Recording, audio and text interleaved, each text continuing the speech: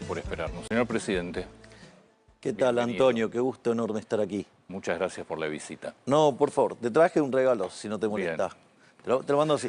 Gracias. El libro que presentaron. Sí, en el Movistar Arena. Yo miro eso. Bueno, muchísimas gracias. Muchas gracias.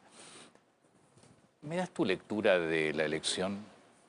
Para mí es una elección que sobre todas las cosas los argentinos decidieron no volver al pasado. Es una elección donde 2/3 de los argentinos decidieron votar por un futuro mejor, por un futuro de prosperidad, por un futuro de crecimiento. El escenario electoral se había planteado como una confrontación de modelos. Por un lado estaba el modelo, digamos, que representa la izquierda, el kirchnerismo y algunos, digamos, actores de izquierda más o menos radicalizados, que básicamente es como si vos tuvieras una autopista de doble mano y ese carril, esa mano te llevaba a Venezuela, a Cuba. Digo, ese es el modelo que proponían. Además, casi que es tan obvio lo malo que es ese modelo que ni siquiera lo confrontaban ni lo ponían bajo debate, sino que en realidad la única propuesta que tenían era destruir lo que estamos haciendo en este gobierno. De hecho, la frase era: hay que parar a Milei. Me parece muy valioso que la gente le haya dado la espalda, digamos, a una propuesta destructiva. O sea, me parece que uno tiene que hacer propuestas, después puede debatirlas, pero tiene una propuesta destructiva. Pero si viene una propuesta destructiva es malo, digamos, que ellos cuenten lo que querían hacer es mucho peor, porque Argentina lleva 100 años haciendo esto, digamos, y de ser el país, uno de los países más ricos del mundo, se convirtió en un país, digamos, de ingresos medios bajos, y que en realidad nos habían plantado una crisis que podía hacer que nos convirtiéramos en Venezuela. Perdón que sea reiterativo, ¿no? Pero teníamos un sobrante monetario que era el doble que el que teníamos en la previa del Rodrigazo, del 75. Recordemos que esa experiencia multiplicó muy rápidamente la inflación por 6. En este caso, digamos, la hubiera multiplicado por 12. Veníamos viajando casi al 300. Digo, ya de piso teníamos 3.600. Teníamos también plantadas las bombas en el Banco Central, que se podía quintuplicar la cantidad de dinero en un día. Teníamos que eso era peor que lo que tenía Alfonsín en el 89. Y teníamos indicadores sociales que, si vos los sincerabas, estábamos muchísimo peor que el 2001-2002.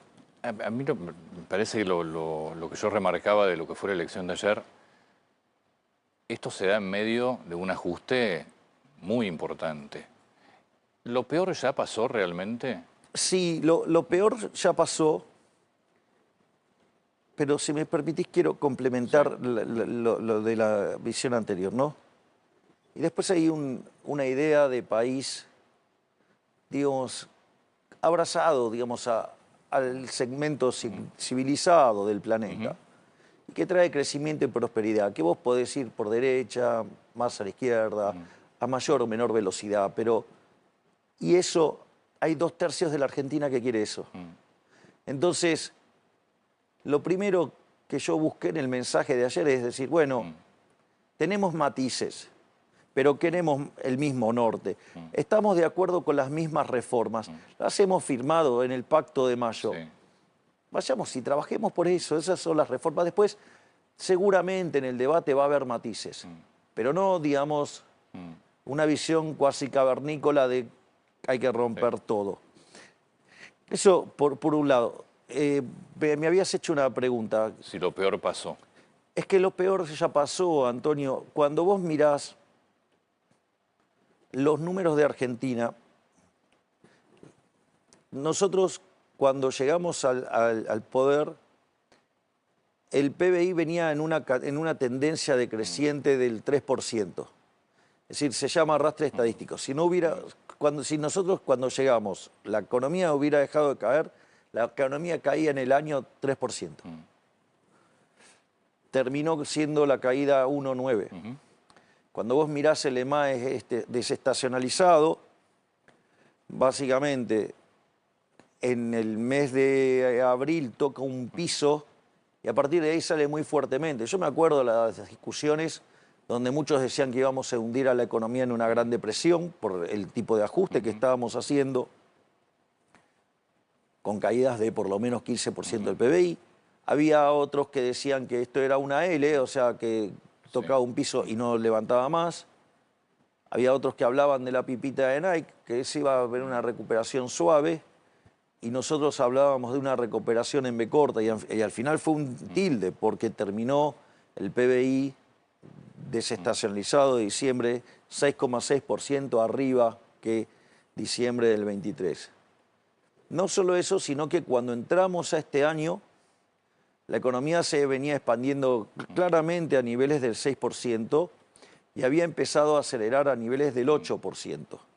Esto conjugado con una inflación que de viajar al 1,5 diario, digamos, casi te diría, digamos, si lo miro en mayoristas, 54% mensual, o sea, con lo cual ibas a una situación de inflación de entre el 15.000 y el 20.000% a la luz del desequilibrio monetario, a una inflación que estaba viajando a niveles del 30%, que es horrible. El 30% es un número espantoso. Digamos, te imaginarás que en mi caso, digamos, ver un número de inflación de esa magnitud, digamos, me pone muy mal.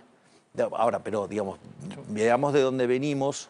¿Te puedo interrumpir? Sí, sí. Yo seguramente te molesta, pero déjame que te interrumpa por esto.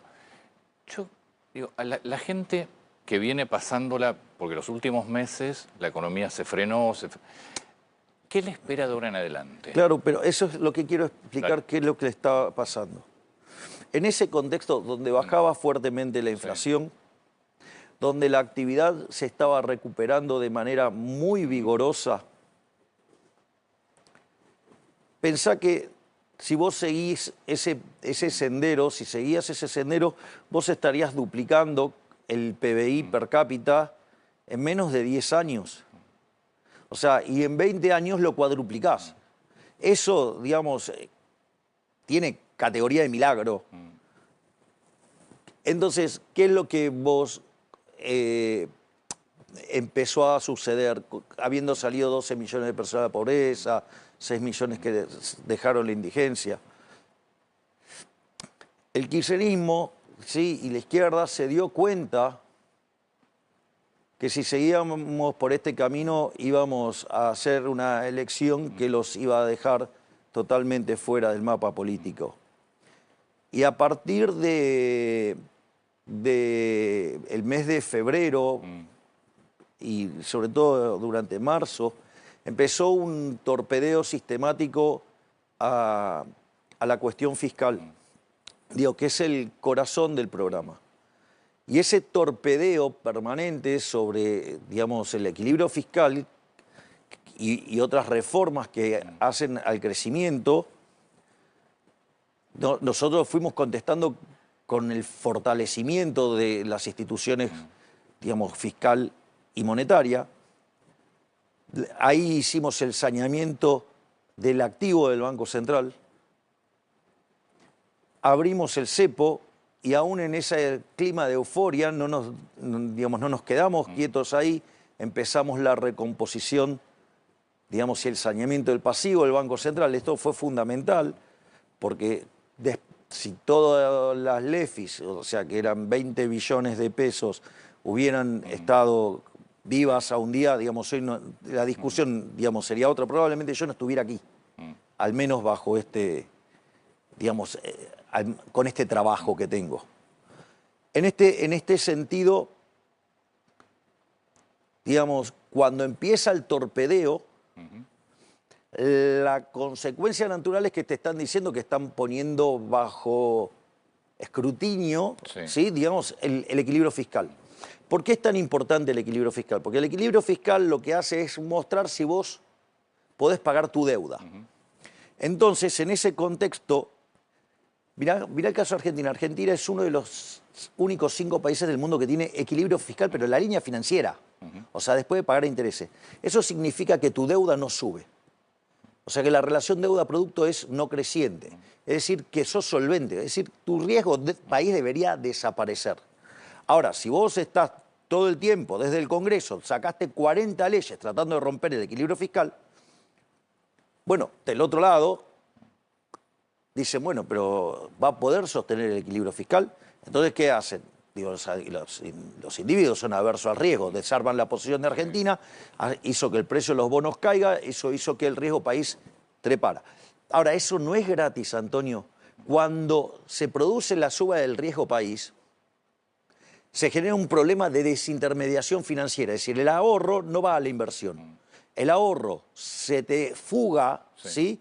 Y la inversión no tiene financiamiento, con lo cual te golpea el nivel de actividad económica. Entonces, la actividad económica que venía expandiéndose a niveles del 8%, en un momento se frenó. Cuando vos te pasa eso, se genera un parate en la economía. Y esa situación en la cual vos, digo, pensá lo siguiente, suponete que pudieras correr como Usain Bolt y frenás en seco. Digo, lo más probable es que te pegues un tortazo, porque con la inercia misma, digo, te la pegás. Entonces, y eso es lo que sucedió con el accionar del Congreso. Si vos me preguntás, lo que han mostrado, lo que pasó durante el primer año de gestión y durante el segundo, es una consagración histórica de nuestra visión sobre la economía, porque mientras que la política no estorbó, que de hecho no lo hacían porque creían que iba a salir mal, fue expansivo. Nosotros hicimos un ajuste de 15 puntos del PBI, la inflación bajó, ¿sí? La pobreza cayó, la indigencia cayó, los salarios reales subieron en todas sus líneas y, digamos, el PBI subió. Digo, eso hay una explicación técnica, es que cuando vos haces un ajuste, ese ajuste es un aumento del ahorro. Si ese aumento del ahorro tiene una contraparte en aumento de la inversión, es expansivo. ¿Y dónde lo ves? En los RIGI que tenemos. O sea, tenemos más de 20.000 aprobados, tenemos casi ya, digamos, en cartera, entre una cosa y la otra, 100.000 millones de dólares. Entonces, y cuando eso fue atacado, entonces eso te prueba, más las reformas, más las aperturas, que el modelo sí funciona. Y cuando también pudiste ver que cuando la política se pone a hacer daño, eso es lo que destruye la economía. Entonces, me parece que esa es la lección, hay que hacer, ¿qué es lo que hay que hacer en materia de economía y qué es lo que no hay que hacer en materia política por el bienestar de los argentinos? Antonio, yo tendré 2 años más. Si los argentinos quisieran, tendré 6 años. Entonces, pero de vuelta, lo mío ya está, digamos, es eso. Y yo lo que estoy tratando de hacer es dejar a Argentina en el sendero que la haga grande nuevamente. Cuando vos hablas de acordar con los gobernadores, ¿es algo que estás convencido que hay que hacer? Absolutamente. Porque tenés 2 reformas por delante, 3 en realidad, que son centrales. Absolutamente. Sí, tenemos varias reformas nosotros, pero... Tributaria, laboral y previsional son centrales. Sí, pero tienen secuencia. Seguro que sí, si la previsional es la última. Claro, bueno, pero esto no es menor. No es menor, esto, digamos, a ver, nosotros en la tributaria tenemos un plan para bajar 20 impuestos ahora, Sí. bajar alícuotas, expandir la base imponible, de modo tal que al bajar, digamos, las alícuotas no tenga sentido la evasión. O sea, la gente no quiere estar en lo informal. Eso, digamos, por un lado. Eso lo que permite es liberarle recursos al sector privado. Aparte, cuando yo digo esto, lo decía en campaña, alguien podría decir, no, bueno, pero vos prometés bajar impuestos en campaña. Sí, pero lo que pasa es que yo hoy tengo track record, yo ya hice delivery. Antonio, nosotros bajamos 2,5 puntos del PBI de impuestos. Es decir, somos el primer gobierno que le devuelve dinero a la gente. Pero entonces no es que es una promesa de campaña. Esto, digamos, es... De hecho, el programa que tiene diseñado el ministro Caputo permite devolverle al sector privado de acá al 2031, si, digamos, o sea, la gente, los argentinos decidieran que nosotros continuáramos, le estaríamos devolviendo a los argentinos 500.000 millones de dólares. Hoy la deuda argentina es 450.000. Nosotros heredamos 500.000 y además otra cosa, pagamos 50.000 millones de dólares de deuda. O sea, somos el gobierno más desendeudador de la historia. Entonces, eso por un lado. Al liberarse recursos al sector privado, vos vas a tener expansión del sector privado.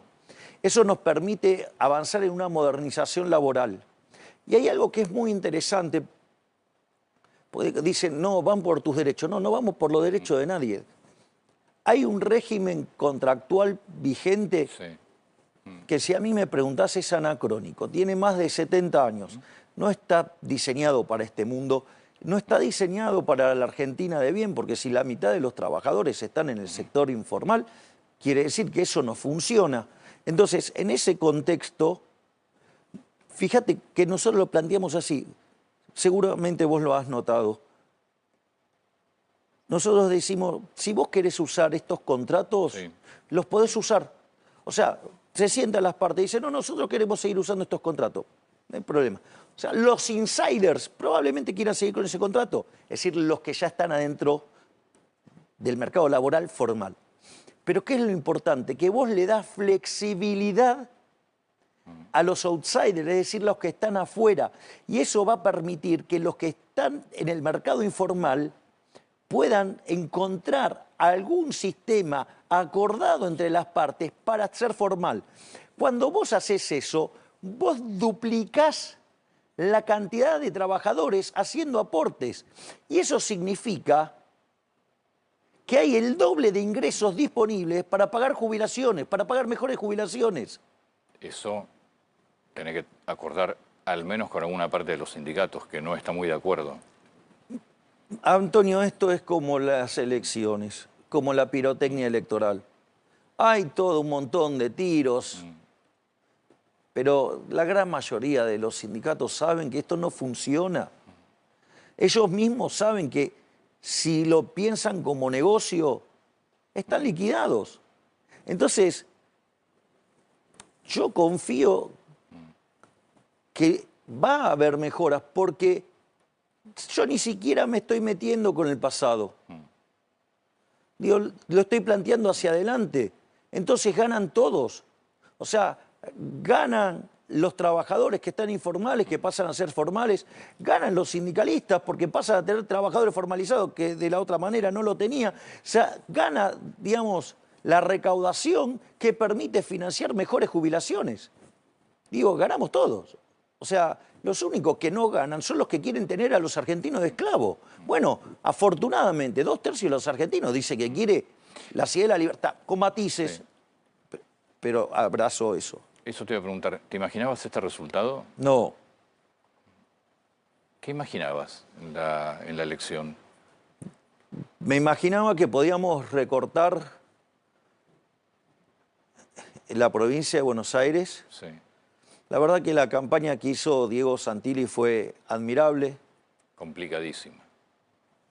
Y remontar 14 puntos y quedar uno arriba. Vamos. Además, en la experiencia, Santilli, él desde un primer momento fue alguien que apoyó a las ideas. Él estuvo presente en algo que ya tiene 2 años, que fue, se lo llamó el Pacto de Acasuso, cuando, digamos, generosamente el presidente Macri me invita a su casa con mi hermana, y ahí vino Patricia Bullrich, que tuvo un gesto de generosidad enorme, a quien siempre tanto le agradezco. También lo mismo Luis Petri, digamos, estaba Dean Reis, estaba Cristian Ritondo, estaba el Colo. Y la verdad es que, digamos, empezamos a diseñar las bases de la nueva Argentina y está funcionando. Perdóname, hace una semana creo, cuando te preguntaban de los cambios de gabinete, dijiste, lo voy a decir el 26, porque mi gabinete va a ser diferente de acuerdo al resultado de la elección. Exacto. ¿Cuál es tu gabinete a partir de ahora? A ver, el gabinete se diseña en función del Congreso que tengo Sí. y de los acuerdos que tengo que ir a buscar. Digamos, esto es, lo voy a poner en términos más generales.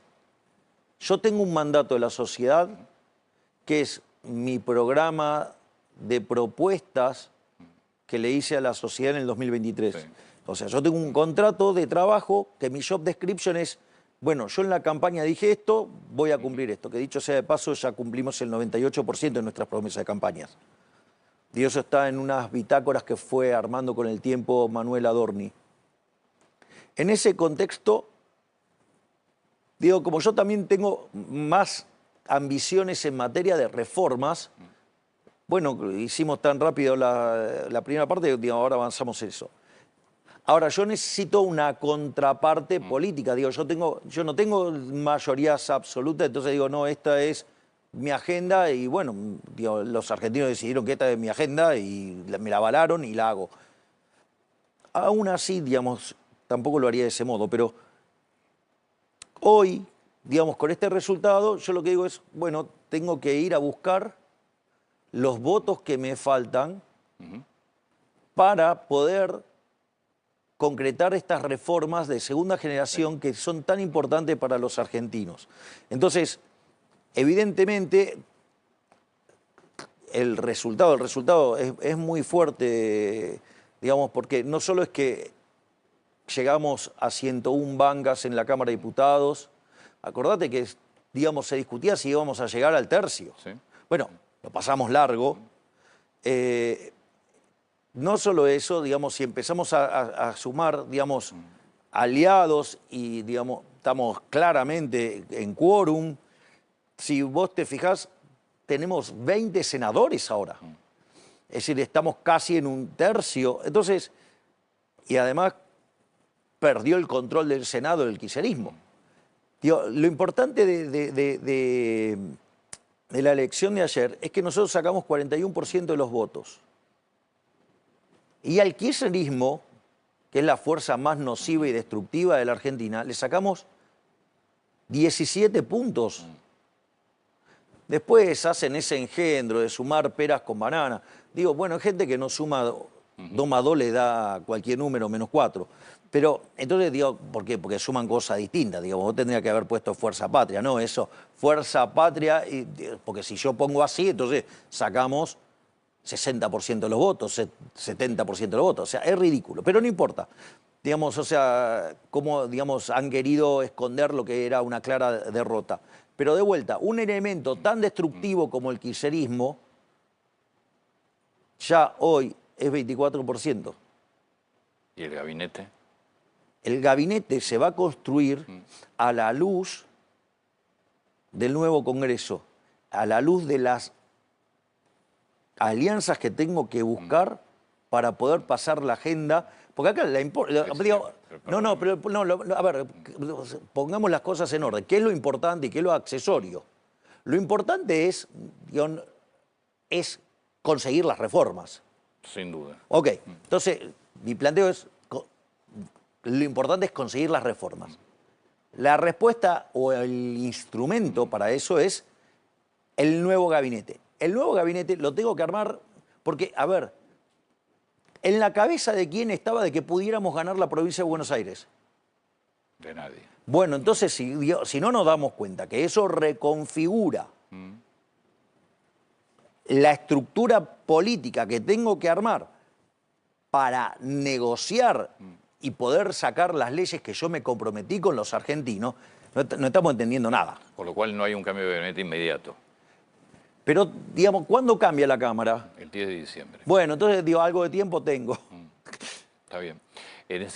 Por lo que estás planteando, la posibilidad de que haya actores o integrantes del gabinete de otras fuerzas es una posibilidad abierta. Cualquiera que sirva a los efectos de conseguir los resultados, Sí. no tengas duda, Antonio, que los voy a sumar.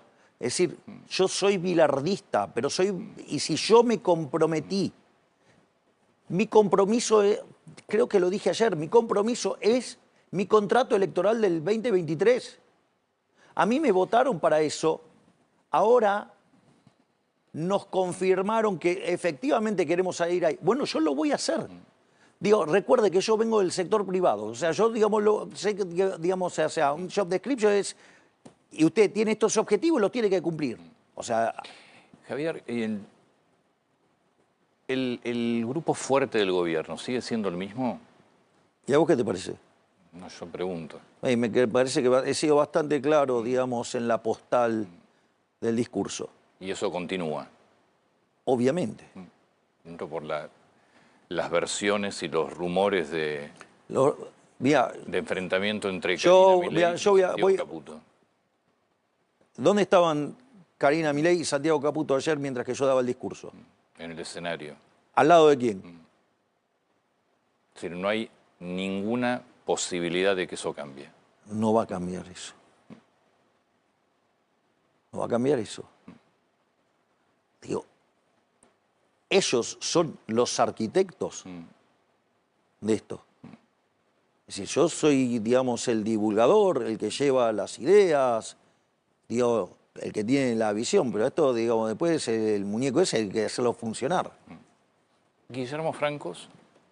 Guillermo Francos tiene un rol muy destacado dentro del gobierno, o sea, y, digamos, veremos a la luz del nuevo gabinete, digamos, cómo van a quedar las cosas, pero, digamos, me parece casi una falta de respeto, digo, hacia gente que ha hecho un trabajo tan importante, digamos, que la agenda periodística los quiera sacar. Digo, es un problema de los periodistas, no es un problema mío. O sea, mi problema, si usted quiere... Igual cambios en el gabinete va a haber. Pero obvio que va a haber cambios de gabinete porque hay cambios que son forzados. Sí, aparte de... Digamos, salió Patricia, digamos, salió Luis, que digo, igual imagino que digamos, vamos a poder seguir hablando de, digamos, durante la transición, digamos, Manuel. ¿Tenés nombres para seguridad y para justicia? Que son dos. Seguridad está resuelto, pero y defensa, digamos, necesito ultimar detalles con Luis. Está bien. ¿Se puede saber quién es o...? Dejen tranquila a la gente trabajar, digamos, de vuelta, dejen trabajar tranquila a la gente. Acá, porque dar esas definiciones implica que ustedes, los periodistas, van a ir a atormentarle y arruinarle la vida antes de asumir. Entonces, dejen que la gente trabaje tranquilo. Yo necesito que las cosas funcionen y que la gente pueda trabajar tranquila. Entonces, digamos, las personas que van a estar ocupando cargos, ya, digamos, o sea, los que ya están definidos y lo saben y están trabajando en simultáneo con los ministros. Bien. Un empresario pyme, un comerciante que vio que estos últimos 2 o 3 meses venían realmente muy complicadas las cosas, las ventas... Absolutamente, se frenaron. Sí. ¿Qué crees que pasa a partir de hoy? Bueno, a ver, todo el torpedeo de la política arrancó cuando estábamos con un riesgo país de 550. Porque lo que hay que entender es que el riesgo país en el fondo, digo, es la tasa de interés. Entonces, si el país paga de sobretasa 550, imagínate, 550 es 5,5%. Puntos porcentuales que le sumas. De sobretasa, claro. Sobre, digamos, sobre lo que paga Estados Unidos. Bueno, el torpedeo de la política llevó eso a 1.500, a pesar de todas las cosas que nosotros hicimos. Entonces, en ese contexto, lo que te pasó es que la tasa de interés se te disparó. Entonces, y no es que se disparó por mala gestión del Banco Central, la tasa de interés se dispara por el riesgo. Y en ese contexto, vos no podés acceder al crédito. Como los bancos son instituciones que toman el dinero a corto y lo prestan a largo. Son intermediadores de plazo. Cuando vos automáticamente se corta el crédito, la parte larga ya está asignada. Sí. Digamos, no puede decir, no, mire, yo le di un crédito hipotecario a usted, ahora quiero que me lo pague ahora. No, no puede hacer eso, ¿ok? Entonces, ¿dónde corta? Corta en el crédito corto. Y eso le pega de lleno en el capital de trabajo a las empresas y eso automáticamente impacta en actividad.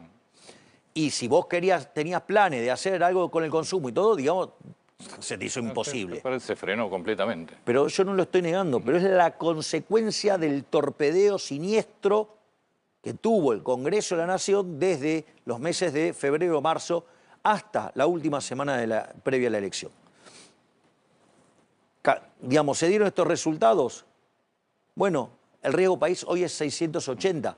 Los bonos cortos suben 15% y los largos están subiendo 25%. Y las acciones están subiendo entre 20 y 30%. Bueno, ¿qué quiere decir esto? Que efectivamente se ha disipado fuertemente el riesgo, digamos, de la vuelta al populismo. Sí, es técnico, pero podemos hacer el esfuerzo de tratar de explicarlo. Y te pido tu ayuda como el gran comunicador que sos, por si no lo explico bien, ayudarme a que lo explique bien. Porque acá el core central, y es que la mayoría de los economistas no lo saben, porque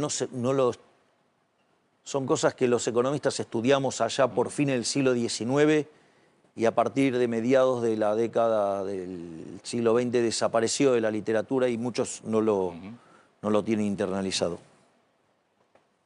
¿Qué es la tasa de interés? Lo primero que hay que entender es que la tasa de interés no existe porque existe el dinero, sino que existe porque existe el tiempo.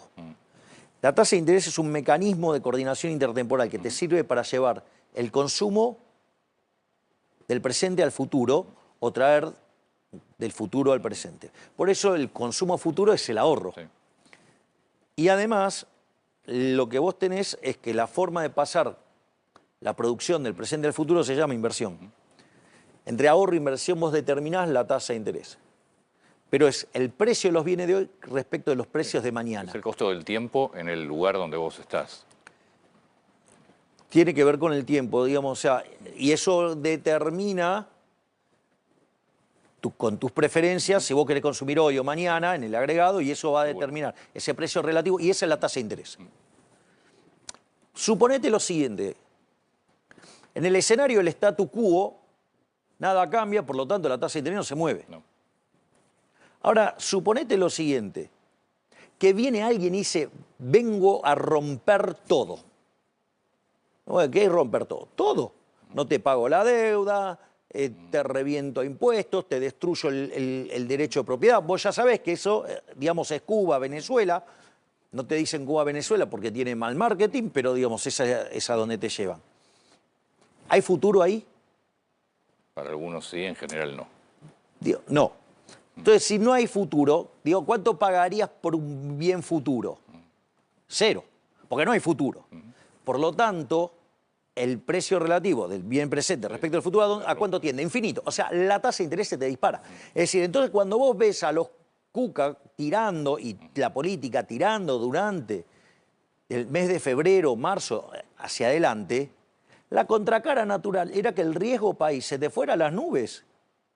Y eso no se arregla con política monetaria. Si vos lo querías arreglar con política monetaria bajando la tasa de interés, lo que vos ibas a hacer era inyectar dinero. ¿Y vos qué te crees? ¿Que eso iba a generar alivio sobre el sector privado? No, todo lo contrario. Eso se hubiera ido a arbitrar con el dólar y consecuentemente hubieras tenido un problema muchísimo más grande. Vos fíjate que frente a este escenario de sabotaje permanente, nosotros preveíamos que la demanda de dinero iba a caer. Cuando la demanda de dinero cae, digamos, eso se te repercute en todos los precios y el dólar, como es un activo financiero, pega primero. ¿Nosotros qué hicimos?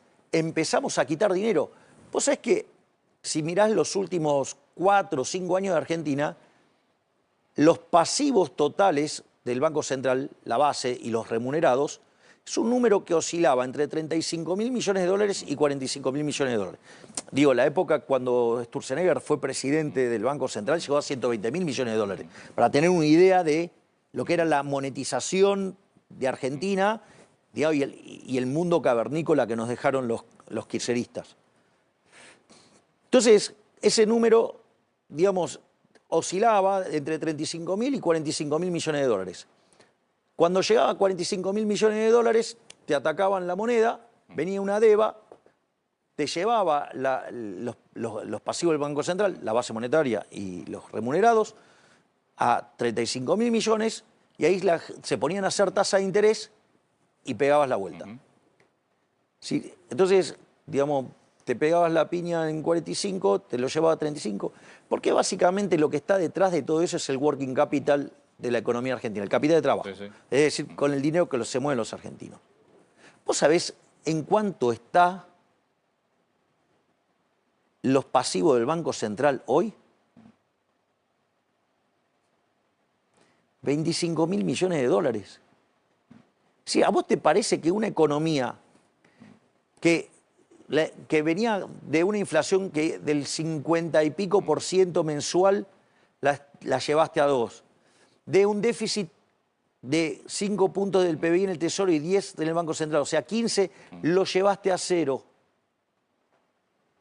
Digo, con esos fundamentals, digo, ¿tiene sentido que la demanda de dinero sea tan chica? No, no tiene sentido.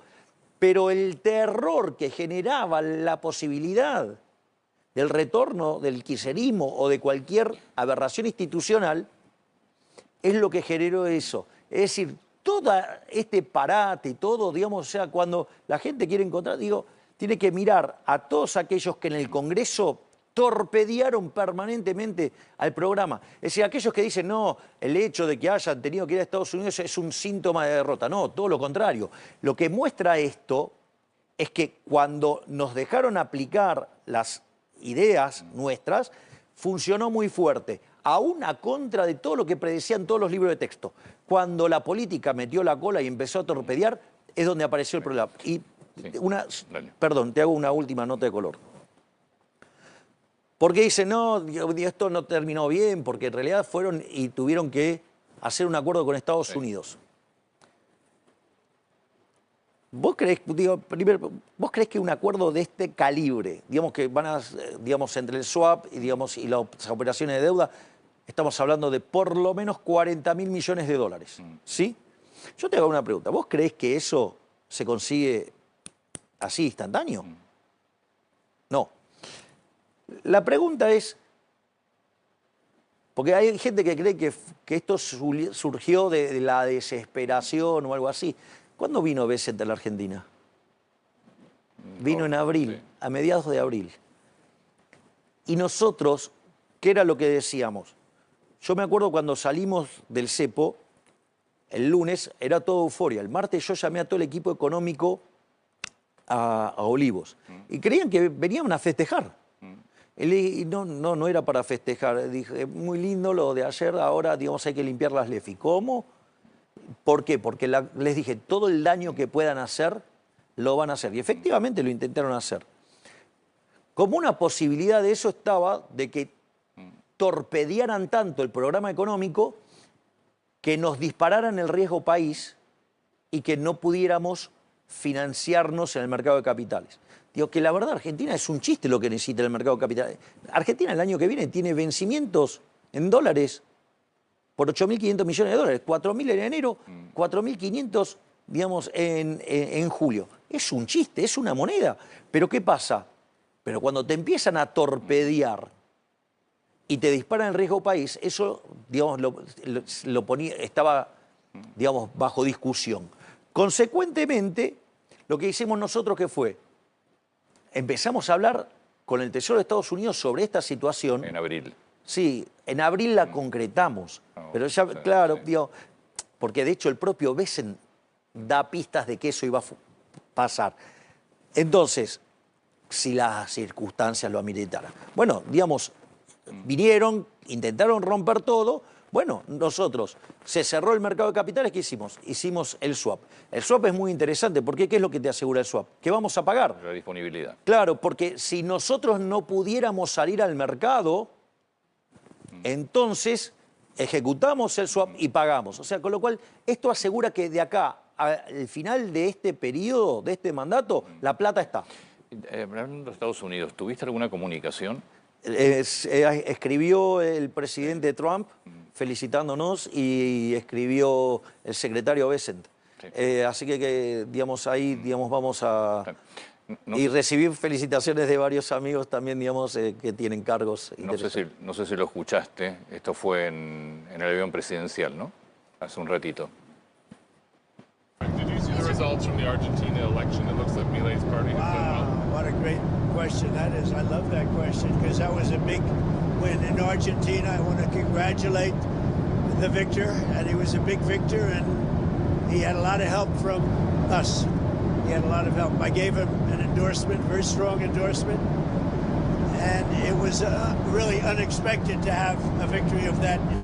People thought it would be hard to win, and not only did he win, he won by a lot. So Argentina, that was a great thing, and I give Scott and I give Jameson, everybody, Marco, a lot of credit for that because, you know, we are sticking with a lot of the countries in South America. We're focusing very much on South America, and we're getting a real strong handle in South America in a lot of ways, including the fact that we don't want their drugs. We don't want drugs coming into our country, and you're seeing that.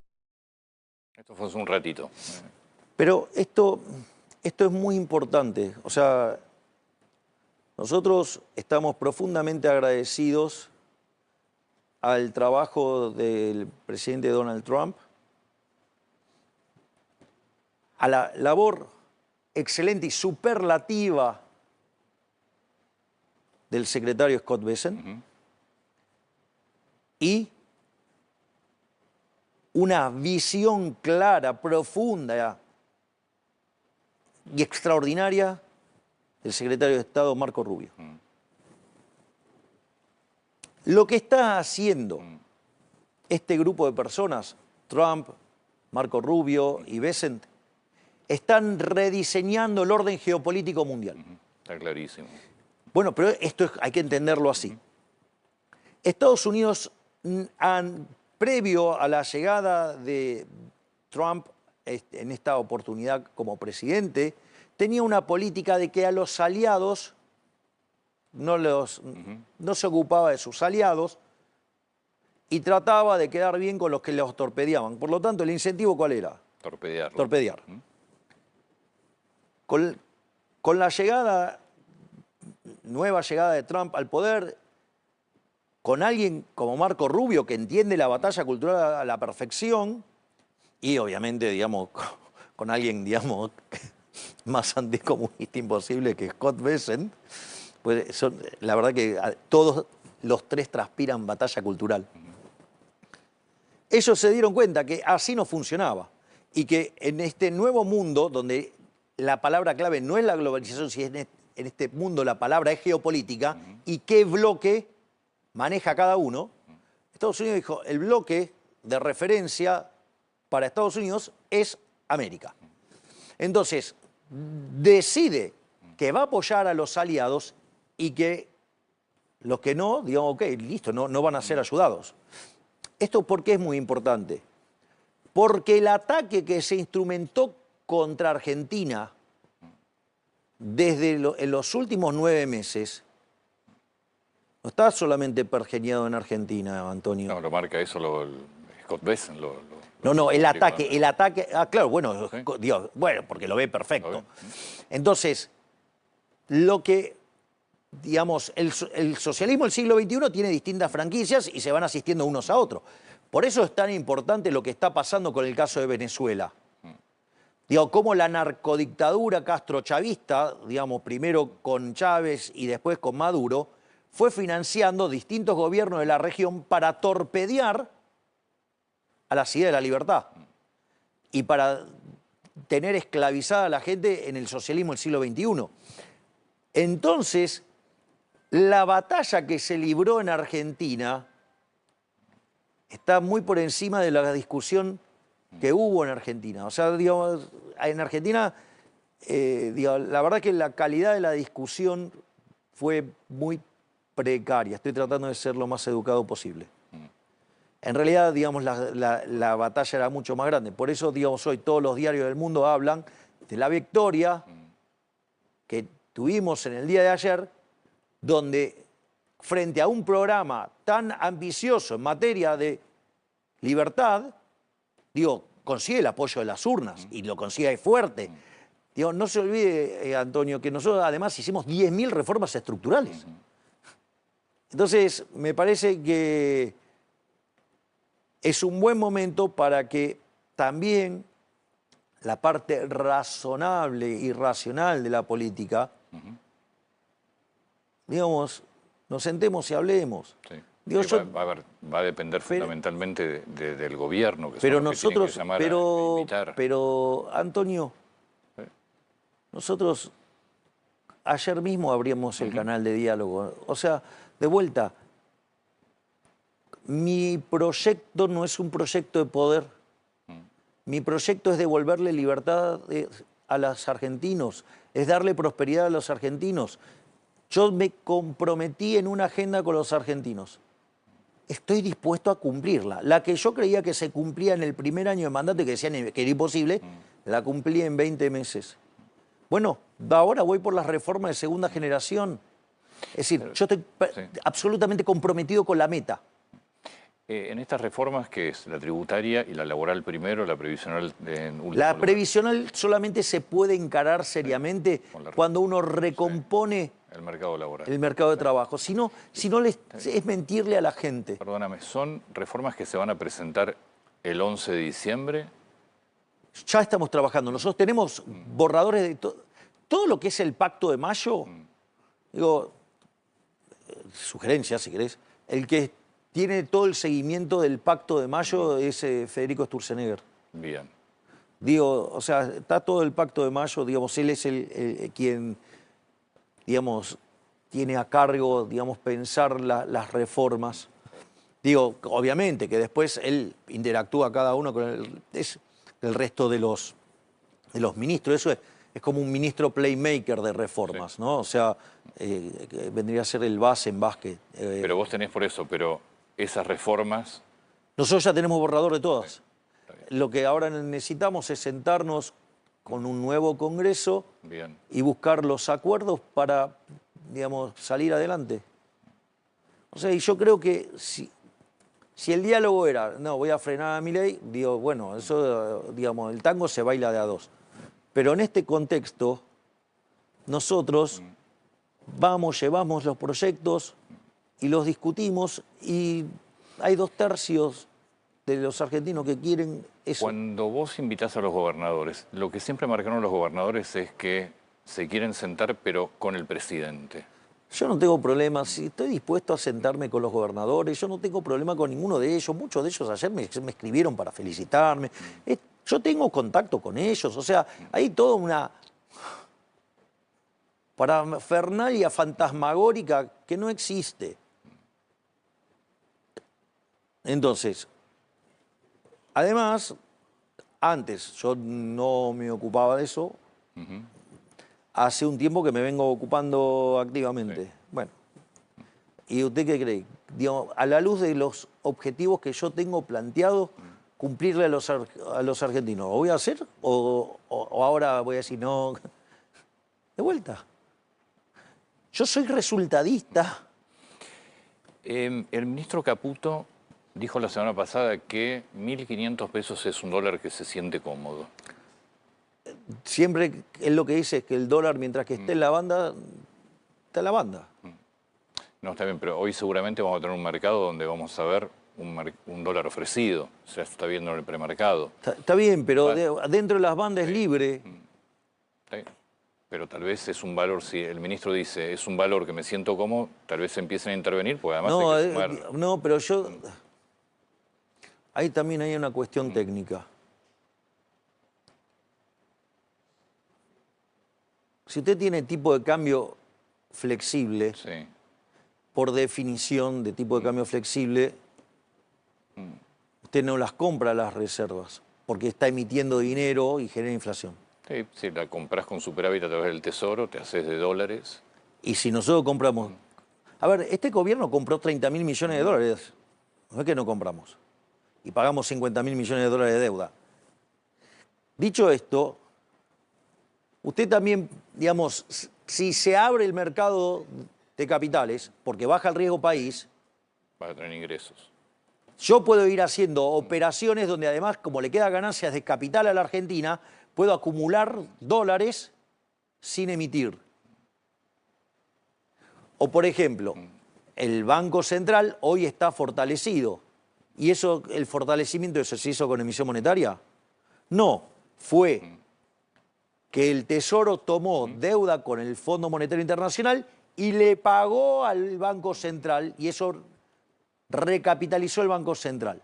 ¿Sabe quién es el mayor acreedor del Tesoro Nacional?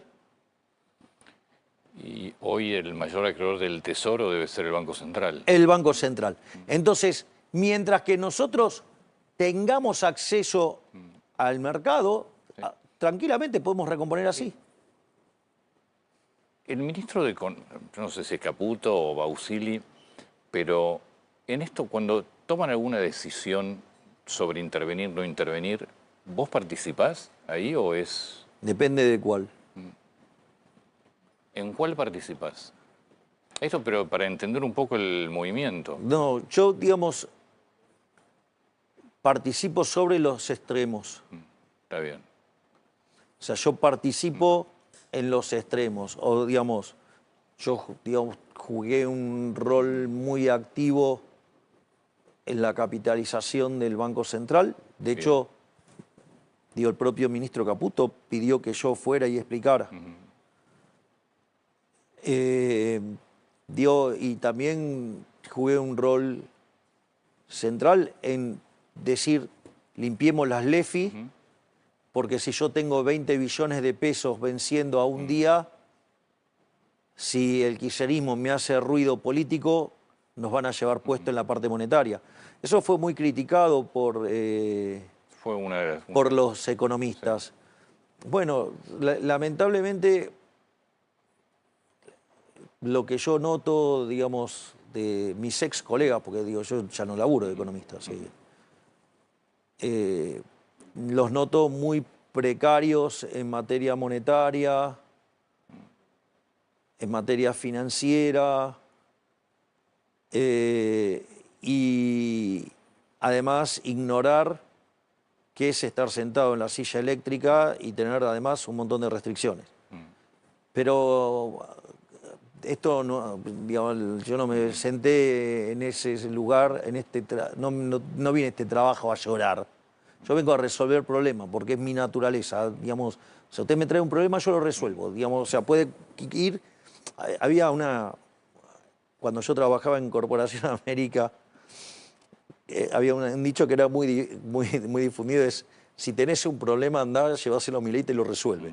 Bueno, esa es mi vida. O sea, a mí, digamos, o sea, yo me dedico a resolver problemas. Y cuanto más grave y complejo, digamos, o sea, me involucro más. Será por eso que el destino, digamos, la voluntad del creador me puso en el lugar que me puso, en el momento que me puso. Una última pregunta es, ¿empieza hoy una Argentina nueva? Hoy empezó la Argentina nueva. En realidad empezó ayer y la decidieron los argentinos decidiendo votar por el camino de la libertad. Ayer fue el punto bisagra.